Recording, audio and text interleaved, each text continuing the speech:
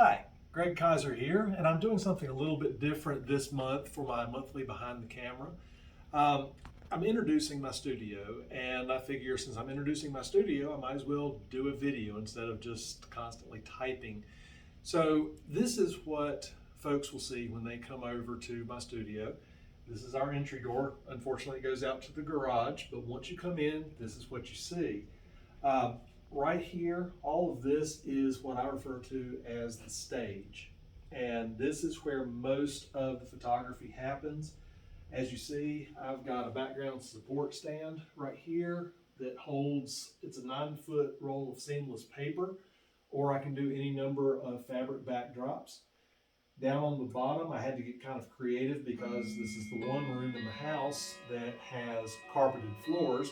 So to keep the seamless paper from wrinkling, I've actually used a vinyl backdrop down here that looks like a wood floor. It looks like a vinyl backdrop right now, but it actually does photograph quite well as a wood floor. Back here, I've got a sheet of polycarbonate, and this is used for doing reflections with low-key images, and it's just something to add a little bit of interest to a scene. So I keep that here just to make sure it's flat, but normally if I'm shooting over here, I'll move it out of the way. These pieces right here, these are called V-flats, and I'm using those as both flags and reflectors. Very useful, use them in a number of situations. I keep them there with a 10-pound weight on top so that they don't bow up. These fellows right here, these are my main studio lights, and each one of them is a 500 watt second light. And most of the time I will use all three of them. I also have 2 speed lights that I can use for a total of 5 lights. But everything here is pretty much my stage, and I can put whoever I'm photographing in here, change things around, and create an entire scene around them. I also see 2 stools over there that I have for portrait setups, family portraits, and things like that. All along the wall here, I have more prop furniture. I've got a really nice ottoman. I've got this really nice Victorian chair. This is my steal of a deal, $6 for this chair. I like saving money where I can. Got apple crates here. Again, it's another posing element that I can add in.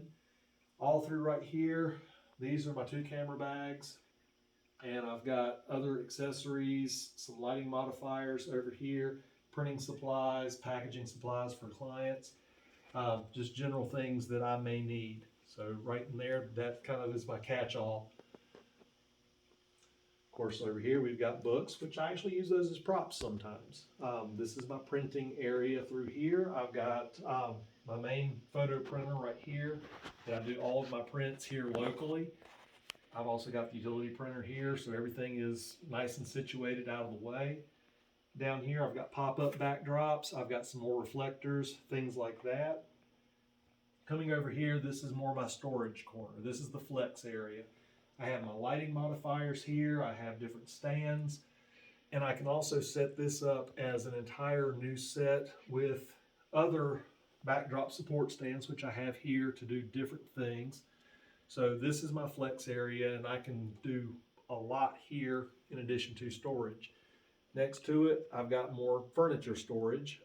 This is one of the newer additions to my studio. This Chase Lounge right here works really, really nice. Got it on Amazon for a really good deal. I'm happy about this, and it works well. Recliner, more or less this is just for folks to sit down and relax and rest in between sessions and that sort of thing.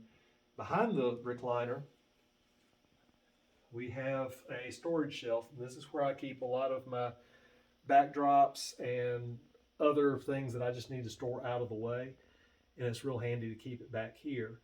That leads us to this kind of catch-all room that looks really, really funny. And I'll be the first to admit, we've got curtains on the walls, red curtains and green curtains. The reason for all this is this actually does count as a boudoir set. The mattress is an air mattress, but it is a nice and firm one. I've got a headboard back here that it's loose, but it's mounted up against the wall, stepped away from the shears here. The idea is this is really good for a low key set because with the lights down, flash only, the walls are not going to look quite like this. They'll look very soft, gray. I can put different colors on them with gels. I've got other props here that I can use. And then we start getting into these curtains right here. This is actually designed to go on my backdrop support stands and used in addition to the stage up front, or I can use them back here. Wherever I need to have curtains or a window, I can do that. I've got spare curtains here. They're hanging up here for the wrinkles to stay out of them. It also works in unison with the door for anybody that needs privacy while they're changing clothes. This is the restroom down here. It doubles as the changing room. Got clothing rack here, so folks that are coming over and they have multiple outfits that they need to wear, we can hang up what they don't have on at the time here. They can come back here. This becomes their changing room, and it is separate from the studio. So I can actually come back out here and change sets while they're changing clothes. Whatever needs to happen, I can be out here out of their way, and they've got their space. And this area right here, this is my main work area. Pardon the mess at the bottom, it is tax time. But this is my editing station. And as you can tell, I'm in the middle of editing photos from a recent trek here. And pretty much everything happens right here at this desk. And I've got a nice view of everything in the studio so I can plan how a shoot's gonna go, start looking at colors and things like that, all from the comfort of my desk.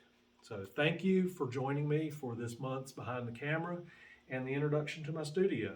And if you are ready for a portrait session with me, just let me know and we'll get it all scheduled. Thank you.